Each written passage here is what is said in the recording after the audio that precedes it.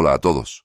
Antes de empezar, asegúrense de dejar su like, suscribirse y escribir en los comentarios desde dónde están viendo esto y a qué hora. Así, YouTube seguirá mostrándoles historias como esta.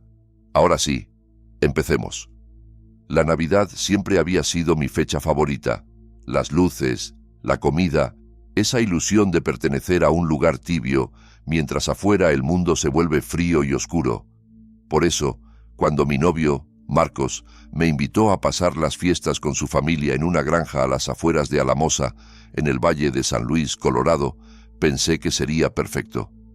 Llevábamos unos 8 meses juntos y la relación ya se sentía lo bastante seria como para que conocer a toda la familia extendida fuera el siguiente paso natural. Recuerdo que esa mañana de jueves preparé mi maleta con cuidado, envolví los regalos que había comprado para sus padres y sus 2 hermanas y me quedé un rato con esa mezcla de nervios y emoción en el estómago. Mi propia familia se había dispersado por el país después de que mis padres se separaron cuando yo terminaba la universidad, en 2015, así que la idea de una cena navideña tradicional, de verdad, con una familia de verdad, se sentía como una escena sacada de una película. Marcos me repetía que me iban a adorar, que su mamá hacía el mejor jamón glaseado con miel, que su papá probablemente se quedaría dormido en su sillón después del postre como todos los años. Yo le creí cada palabra. Llegamos cerca de las 4 de la tarde, el 23 de diciembre de 2023. La granja estaba al final de un camino largo de grava, rodeada de campos planos y helados que se extendían en todas direcciones como un océano de tierra parda y nieve sucia. Era más grande de lo que imaginaba. Una casa de madera de 2 pisos, pintada de azul pálido, con un porche que la abrazaba y que estaba decorado con luces y bastones de caramelo de plástico. Cuando estacionamos, ya había 5 o 6 autos al frente y detrás de las ventanas empañadas se movían sombras. Marcos me apretó la mano y sonrió antes de bajarnos. El frío me golpeó de inmediato, ese viento del valle que se mete por la ropa como una cuchilla.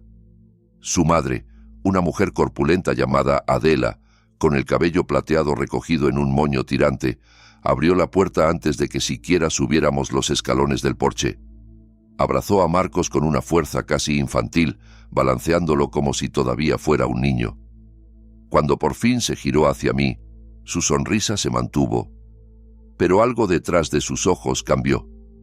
Me recorrió de arriba a abajo, lento, como si me estuviera midiendo, y dijo: «Así que tú eres la de la que hablaba. No, qué gusto. No, bienvenida. Solo eso. Así que tú eres la de la que hablaba». Adentro, la casa olía a canela y a leña quemada. La sala estaba llena de gente. Marcos me presentó a todos tan rápido que apenas podía retener nombres y caras. Su padre, Rubén, un hombre delgado, con bigote gris y ojos hundidos, me estrechó la mano sin decir una sola palabra.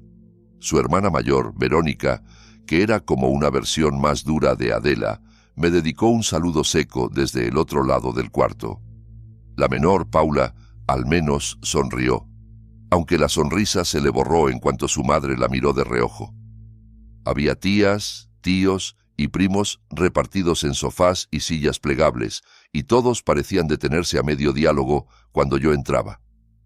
El árbol de Navidad, enorme, estaba cubierto con adornos de décadas, y sobre la chimenea colgaba un letrero de madera que decía: «La familia primero, la familia para siempre».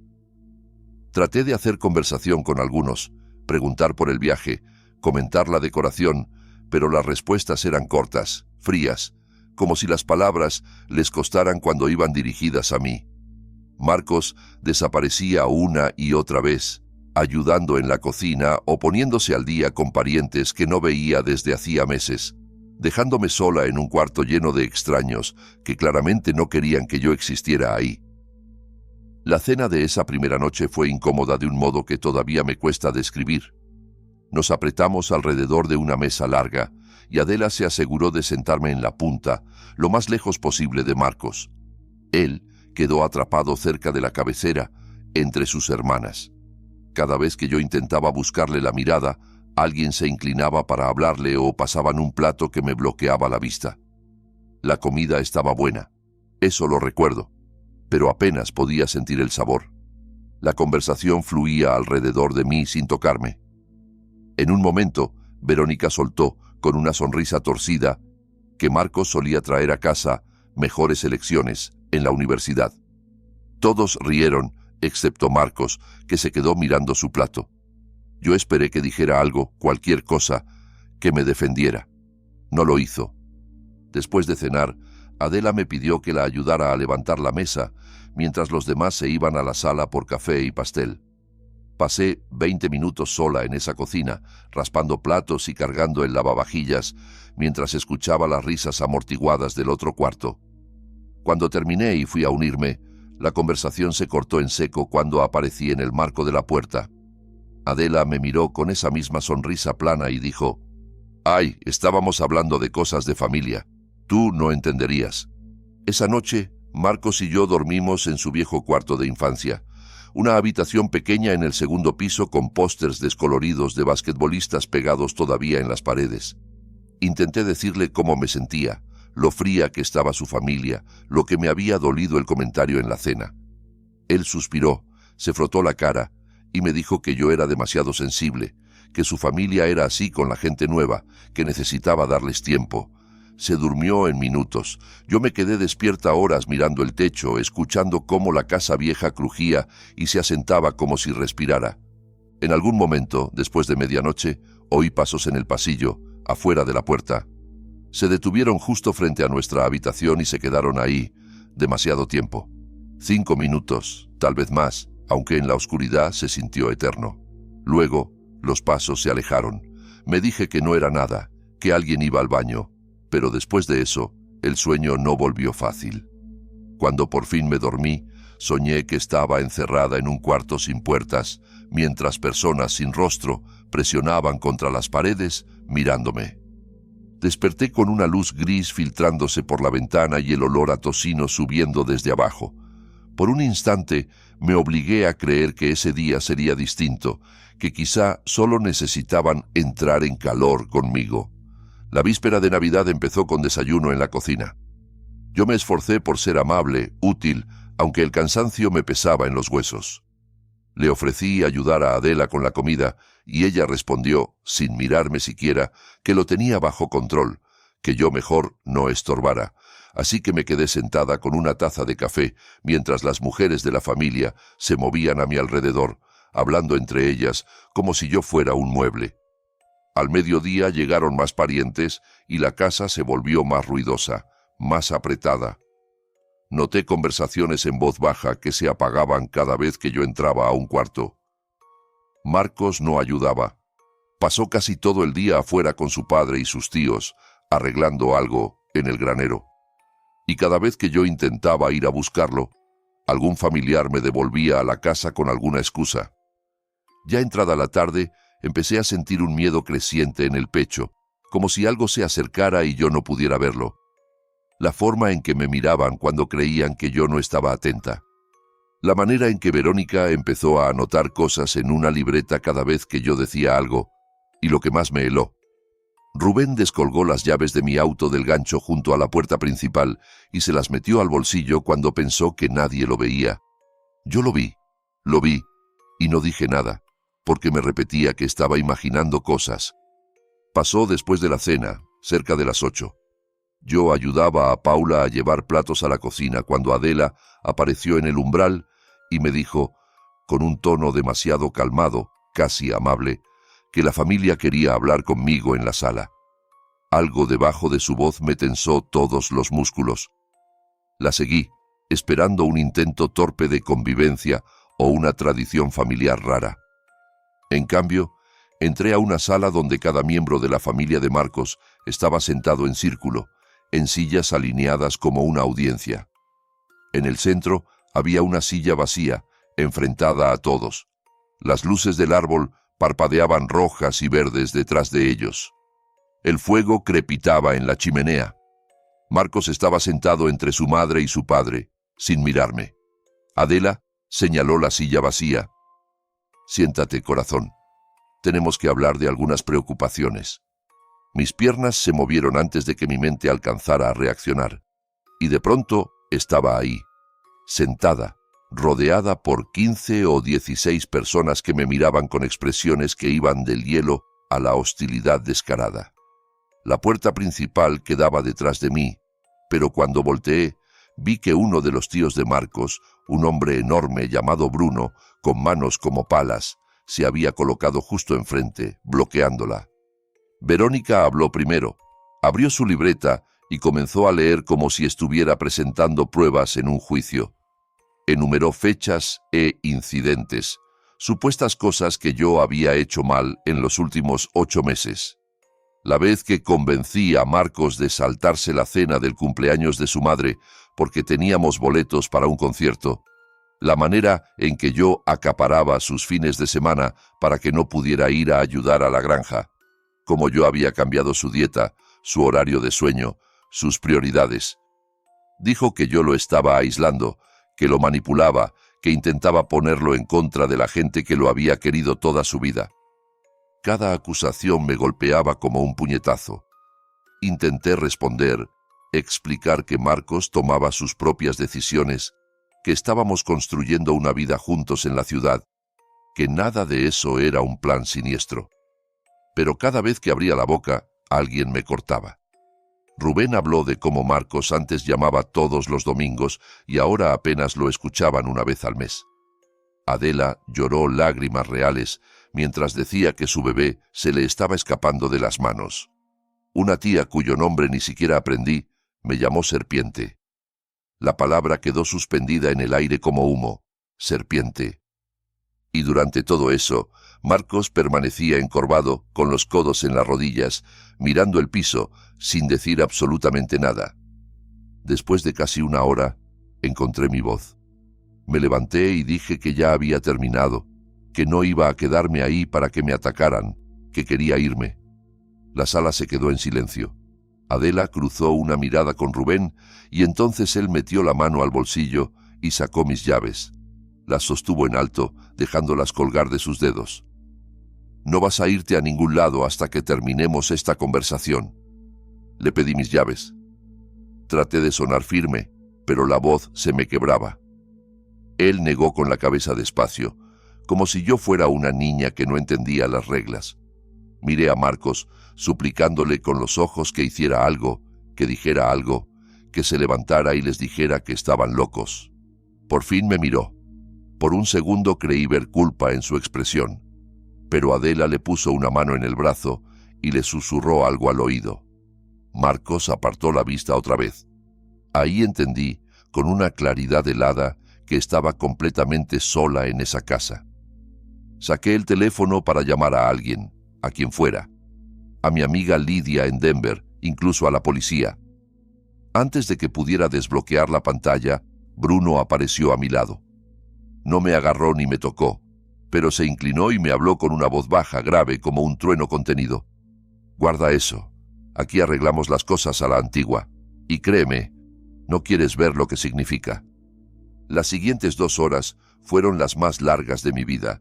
Me obligaron a sentarme otra vez y, uno por uno, pasaron a decirme todo lo que estaba mal conmigo. Mi trabajo, mi ropa, que no iba a misa, que me reía demasiado fuerte, que miré mal al padre de Marcos durante la cena. Tenían una lista completa de condiciones que debía aceptar si quería seguir con Marcos. Mudarme más cerca de la granja, asistir a cenas familiares cada domingo, pedirle permiso a Adela antes de tomar cualquier decisión importante que afectara a Marcos.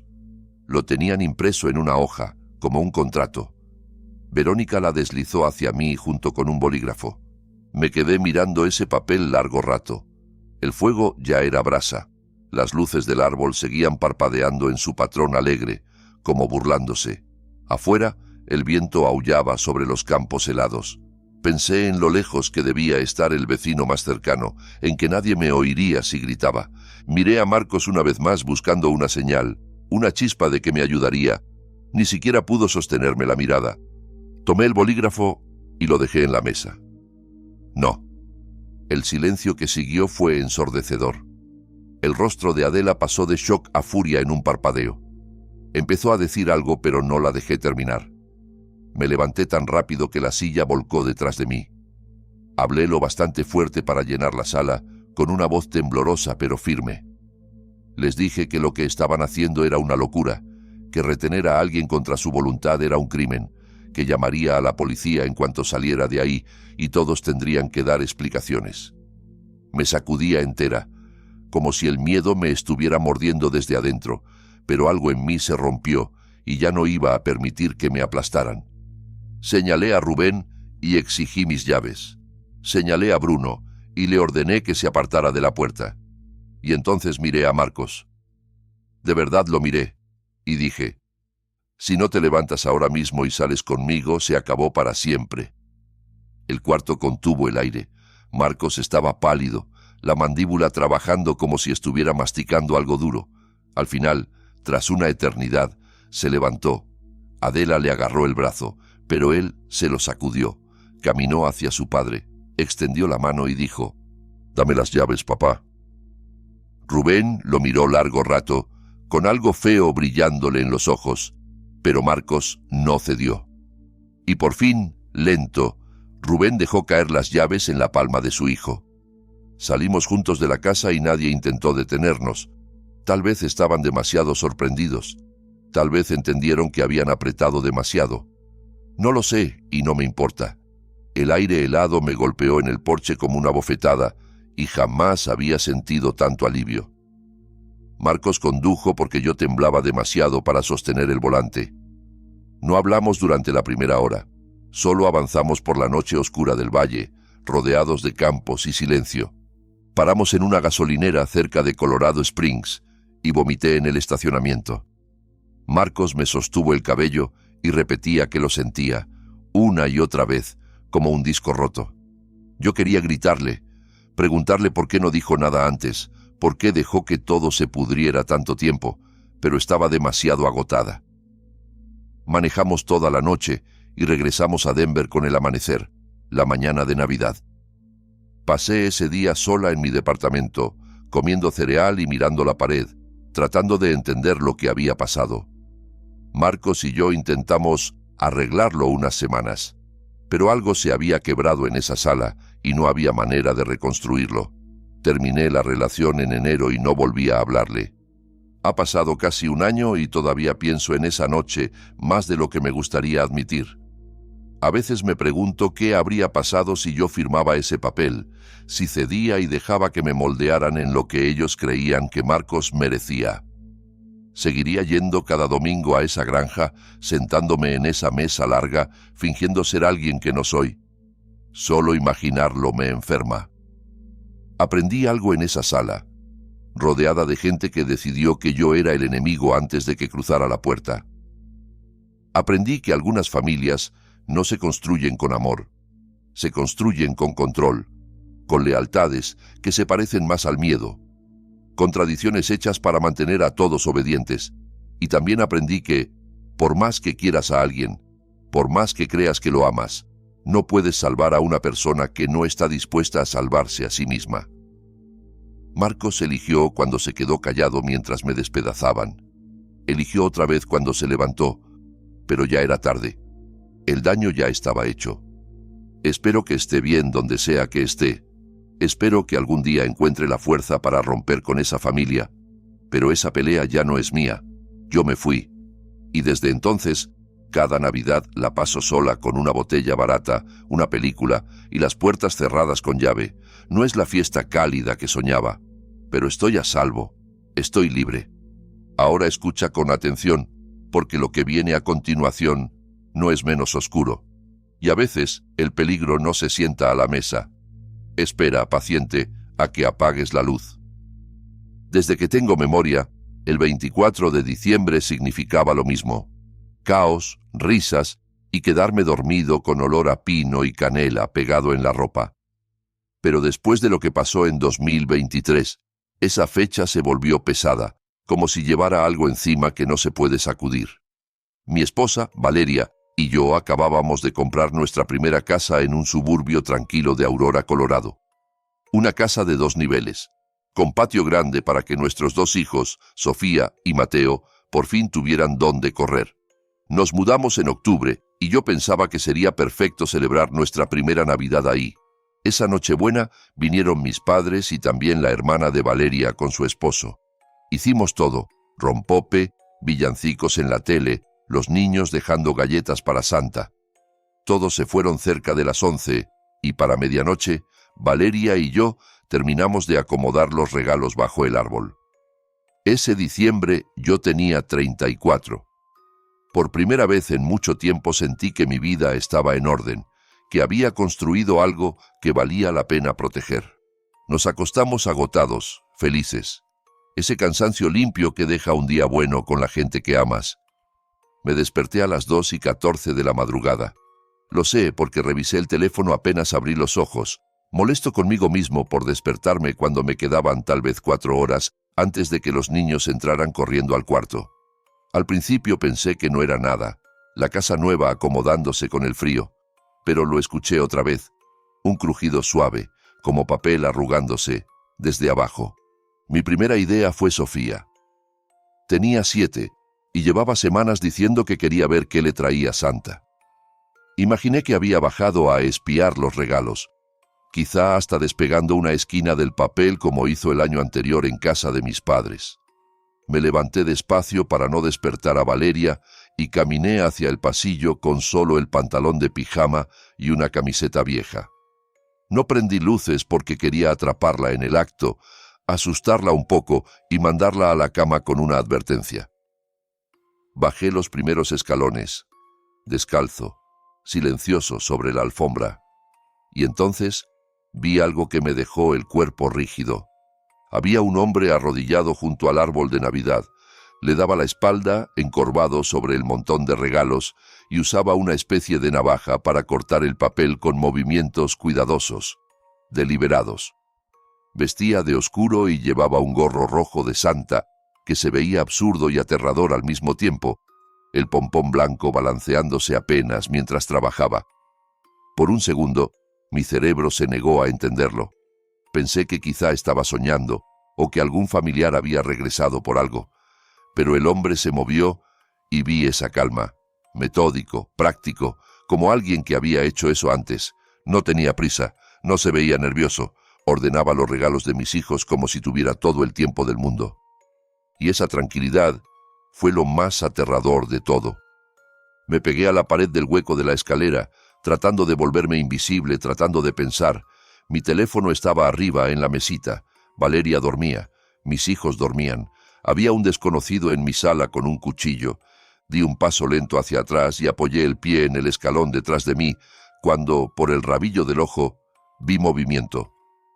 Había una segunda figura en la escalera, unos 8 escalones abajo de mí, subiendo hacia las habitaciones.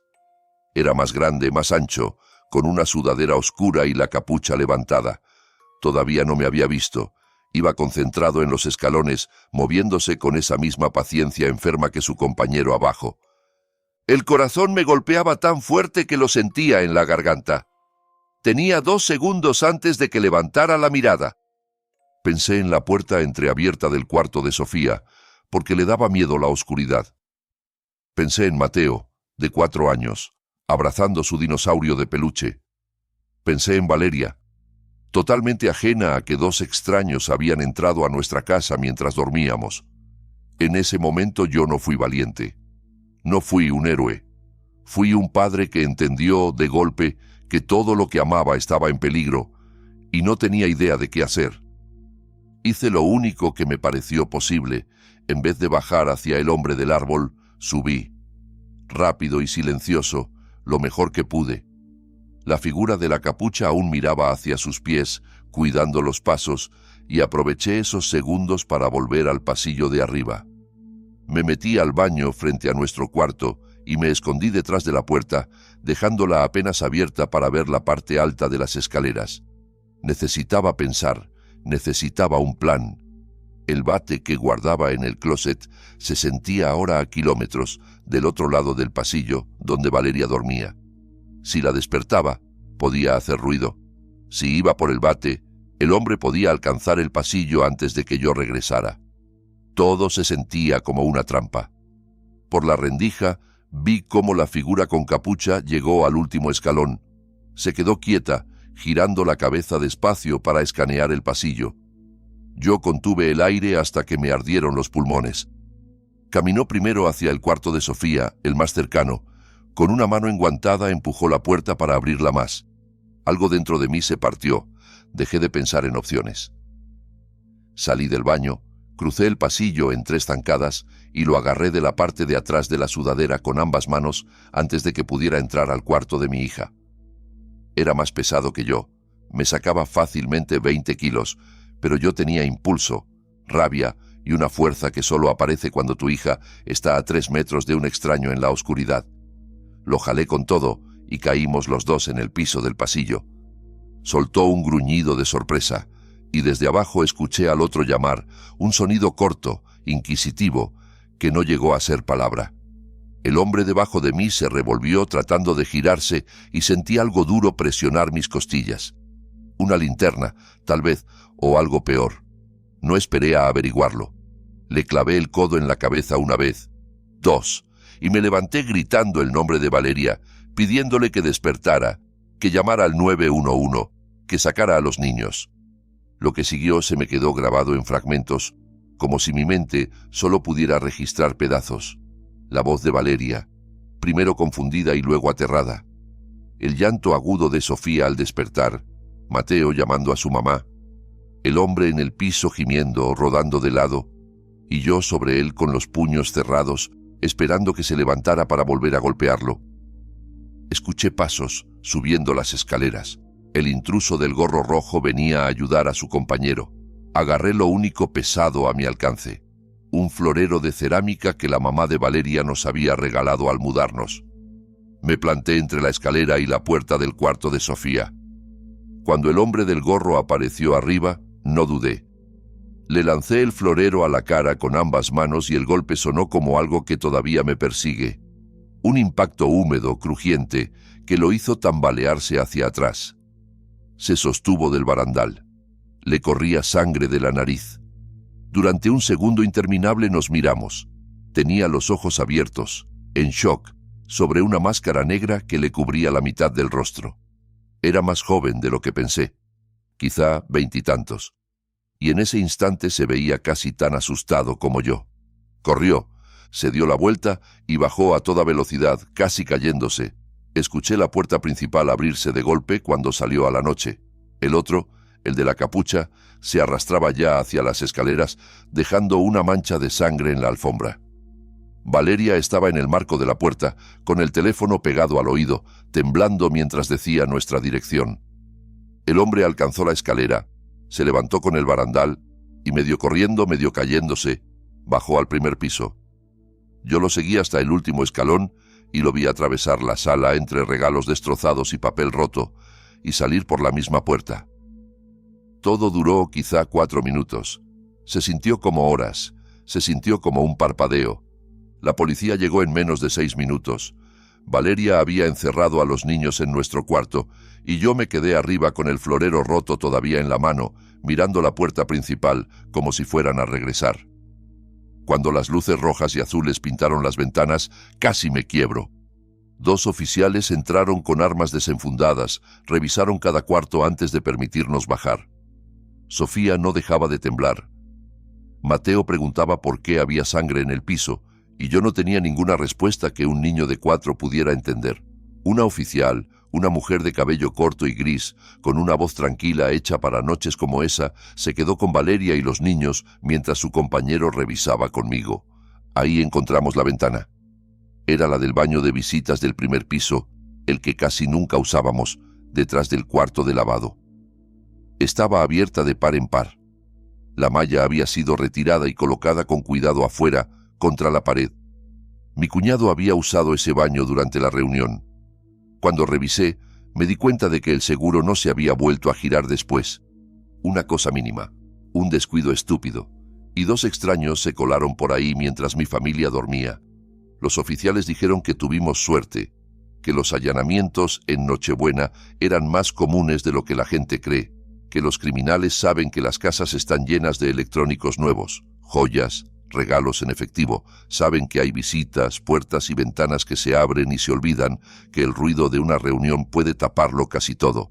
También dijeron que la mayoría de ladrones huye en cuanto se da cuenta de que hay alguien en casa, que la confrontación es lo último que quieren. Yo no dejaba de pensar en lo que habría pasado si no me despertaba, si ese papel crujiente no me arrancaba del sueño. El del gorro rojo buscaba lo más valioso: electrónicos, tarjetas de regalo, cosas fáciles de cargar. Pero su compañero subía. La oficial no dijo qué creía que buscaba arriba. Yo no pregunté, porque hay preguntas cuyas respuestas no quieres oír. 3 días después, los atraparon. Un vecino 2 calles más allá tenía cámara en el timbre y grabó a los hombres corriendo por la banqueta. El video alcanzó a mostrarles la cara cuando se quitaron la máscara al llegar a su auto. El que yo golpeé con el florero tenía 23 años y se llamaba Renato Becerra. Tenía antecedentes por robos en varios estados. Su cómplice era su primo, de 19. Sin récord previo, pero con suficientes objetos robados en su departamento como para llenar una bodega. Un detective me dijo algo que todavía me mantiene despierto. Con lo que encontraron en el departamento del primo, bridas, cinta y una pistola que el más joven había dejado en el coche esa noche, existía la posibilidad de que planearan algo más que robar regalos. No podía asegurarlo. Ninguno confesó nada más allá del robo, pero quería que yo supiera que lo que hice en esa escalera, elegir pelear en vez de esconderme, quizá evitó algo mucho peor. Pienso en eso todos los días. Pienso en lo cerca que estuvimos de un final distinto, uno en el que yo no estaría contando esto, porque no estaría aquí. Nos mudamos 6 meses después. Valeria y yo supimos que jamás nos sentiríamos seguros ahí. Los niños tuvieron pesadillas durante meses. Ahora vivimos en un edificio, en un 4º piso, con seguridad en el lobby y cámaras en cada pasillo. Reviso las cerraduras 3 veces antes de dormir. Duermo con un bate junto a la cama. Y cada Nochebuena, mientras otras familias celebran, yo me quedo despierto hasta el amanecer, escuchando cualquier sonido que no pertenezca. Creías que lo anterior ya era suficiente para mirarte por encima del hombro, pero todavía queda más, porque a veces el horror no llega de golpe, se oculta detrás de la música, detrás del humo, detrás de una noche normal.